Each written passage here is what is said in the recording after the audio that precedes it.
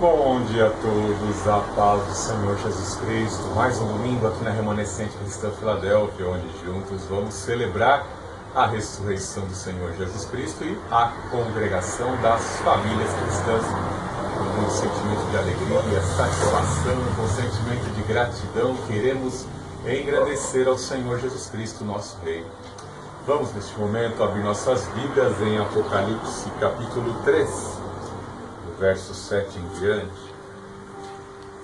Escreve ao anjo da igreja em Filadélfia, assim diz aquele que é santo, verdadeiro, o que tem a chave de Davi, o que abre e ninguém pode fechar, e o que fecha e ninguém pode abrir. Conheço tuas obras, tenho posto diante de ti uma porta aberta que ninguém pode fechar. Tens pouca força, mas guardaste a minha palavra e não negaste o meu nome. Farei-os da sinagoga de Satanás, aos que se dizem judeus, e não são, mas mentem. Sim, farei que venham adorar prostrados aos teus pés, e saibam que eu te amo. Porque dessa atenção à minha exortação, à perseverança, eu também te guardarei da hora da provação que virá sobre o mundo inteiro, para pôr a prova os que habitam sobre a terra. Venho sem demora, conserva o que tens para que ninguém tome tua coroa. Farei do vencedor uma coluna no templo do meu Deus, de onde jamais sairá.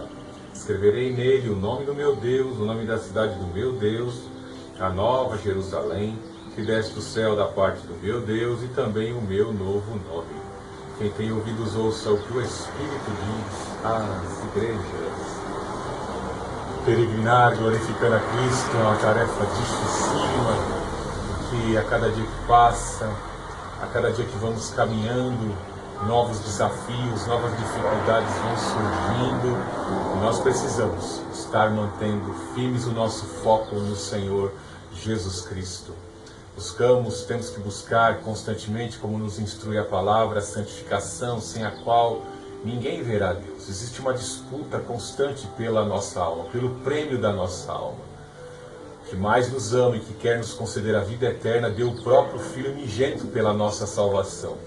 E o outro, por egoísmo, o inimigo, pelo egoísmo, quer que nós, que somos a imagem e semelhança de Deus, venhamos a nos parecer com Ele ao longo desta peregrinação, ao longo dos desafios que vão surgindo diante de nós. Quantos são os fracos que vão ficando pelo caminho? Quantos são aqueles que ouvem a palavra e desprezam e preferem viver segundo a carne? Quantos que olham para os seus próprios dons, para as suas próprias competências naturais e pessoais e desprezam a Jesus Cristo por não quererem abrir mão de seus orgulhos pessoais? Nós somos daquele que temos que abrir mão muitas vezes de muitos atributos e práticas que com certeza poderão ser um empecilho para que o nosso acesso ao reino do céu venha a se concretizar. E quando Deus nos ama, Ele vai fazer de tudo, quando nós também assim o permitimos, para tirar essas impurezas do nosso caráter, para tirar essas práticas, essas atitudes, algo, como eu disse, que está inerente dentro de nós e que precisa muitas vezes ser lapidado, né? Porque às vezes as pessoas têm um grande atributo, uma grande qualidade, mas não usa essa qualidade para engrandecer a Cristo, mas para engrandecer a si mesmo, o seu próprio orgulho. E isso precisa ser lapidado. E é no processo dessa peregrinação que o Senhor vai lapidar, que o Senhor vai trabalhar. Algo muito importante que o cristão precisa aprender a lidar é com a consequência do pecado. Nós entendemos, digo isso como historiador, eu posso ver ao longo de toda a história a chamada lei da semeadura, que as palavras, as atitudes, as práticas, elas vão, de certa forma, trazer implicações e desdobramentos, e em especial, pela lei da semeadura, o retorno como consequência. A fatura chega a consequência, o resultado de algo que foi plantado lá atrás, algo que foi disseminado numa cultura. Basta observarmos na cultura ao qual nós estamos, a brasileira, em certos estados e regiões do Brasil, onde foi de muito intensa aplicada ali uma política de aculturamento muito forte, de degradação, de fazer as pessoas vivenciarem o ano inteiro na perspectiva do próximo carnaval, na perspectiva do ano inteiro de chegar a data daquele evento e as pessoas praticamente delimitam a sua vida nessa prática terrível, ou daqueles que vivem uma prática licenciosa, tão acostumados naquele nicho de degradação que não vem o momento que chega sexta-feira para se embriagar, ou para se prostituir, ou para encontrar com a sua amante ou com o seu amante. É algo muito terrível. E a questão do pecado, como eu disse, é o que nós temos sempre que lutar, porque os incautos deste mundo jaz do maligno. O diabo não está muito preocupado, porque uma hora ou outra, pelo vício ou pela consequência do pecado, como eu disse, a lei da semeadura, essas pessoas serão ceifadas. Mas nós, filhos de Deus, temos que ter mais consciência, buscar com mais intimidade a Deus, porque nós, cristãos, seremos réus de mais intenso juízo, porque conhecemos a verdade e podemos, lá no passado, às vezes até rejeitamos, tratamos com desdém a palavra de Deus, e a consequência de juízo será maior. Por isso que nós temos que aprender a lidar, constantemente trazer. Nós vemos na palavra de Deus a instrução que o apóstolo Paulo trouxe acerca da ceia. Praticamente a igreja primitiva, todos os domingos, assim celebrava a ceia do Senhor.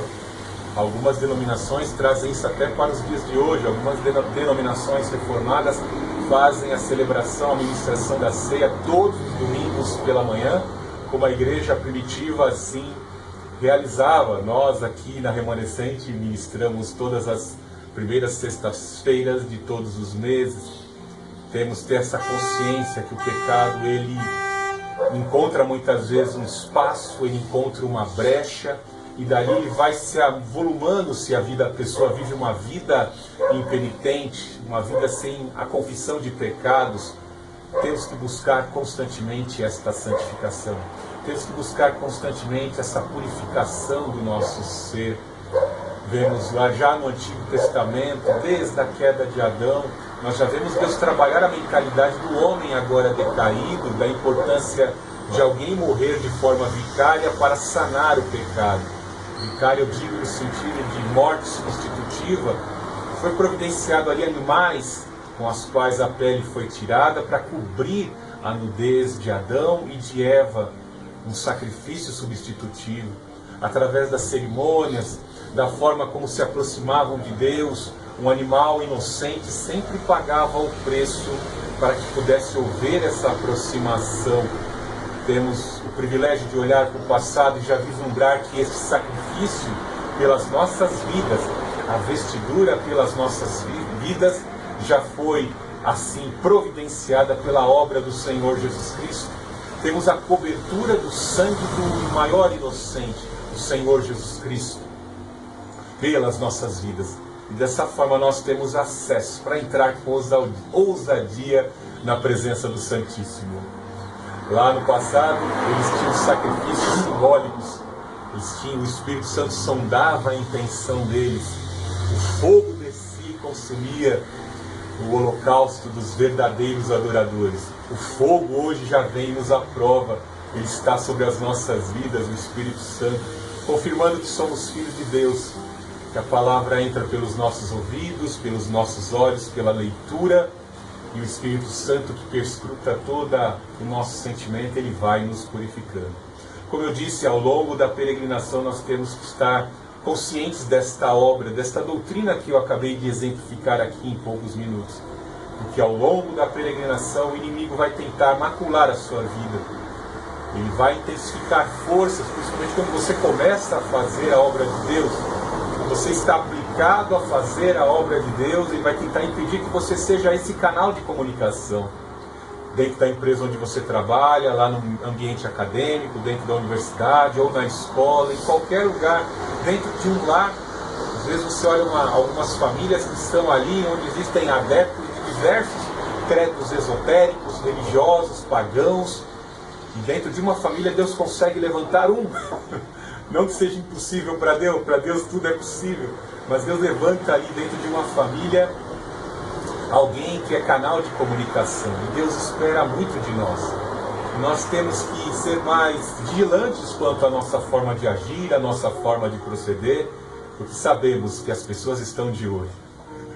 A prova disso é que às vezes as pessoas pensam, parece que ninguém está olhando para o meu testemunho, agora que eu me tornei cristão, todos me desprezam, não conversam mais certos assuntos comigo. Mas eu te digo algo, você realmente é importante para Deus, porque no dia que você cometer algum erro que seja notório aos olhos de todos, eles virão apontar o dedo para você e te dizer, você não disse que você era crente? Você não disse que você era cristão? Isso fica muito comum nos meios de comunicação, né? Quando qualquer um de qualquer outro credo religioso pratica uma atrocidade, as pessoas passam desapercebidas.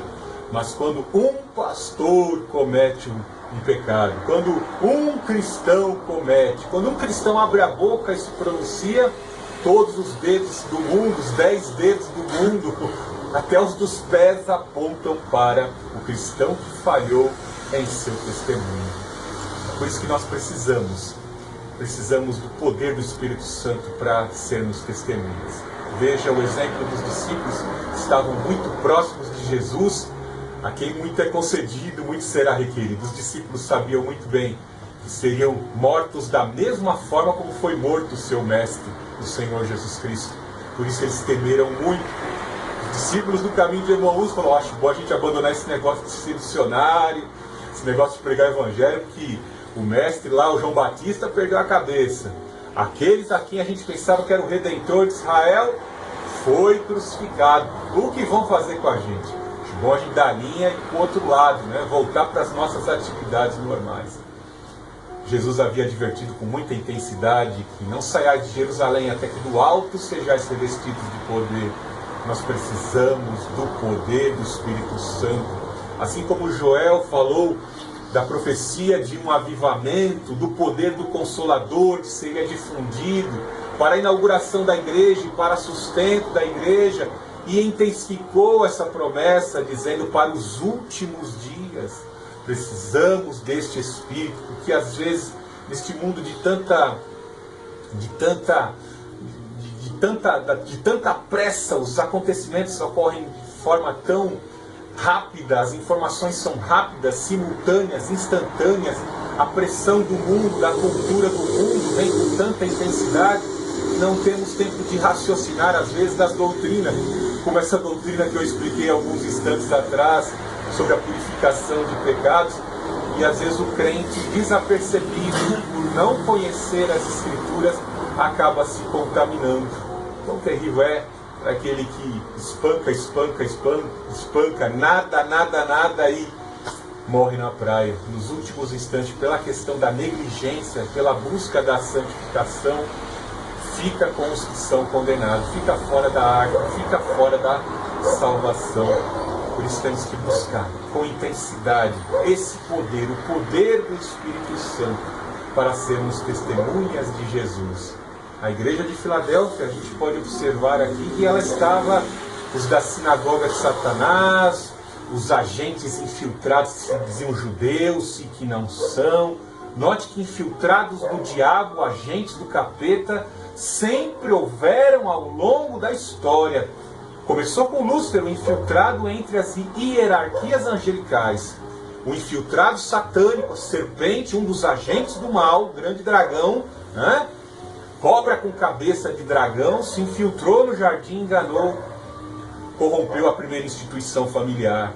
E ao longo da história a gente vê, se infiltrou lá, veja Gênesis 34, 35, como os agentes siquemitas tentaram se infiltrar na cultura da família de Jacó e corromper o plano de salvação, o projeto de salvação que tinha sido estabelecido sobre a família de Jacó. Veja os reis de Judá e os reis de Israel, em especial os reis de Israel, que nós vamos falar hoje na mensagem, receberam infiltração de mulheres, de bruxas, de reis que se contaminaram, se prostituíram com outros deuses, e Deus assim parou de se comunicar com o povo que preferiu os deuses do que a ele. Veja algumas denominações hoje, a maior denominação universal do mundo, romana, lá em Roma, veja como se prostituiu.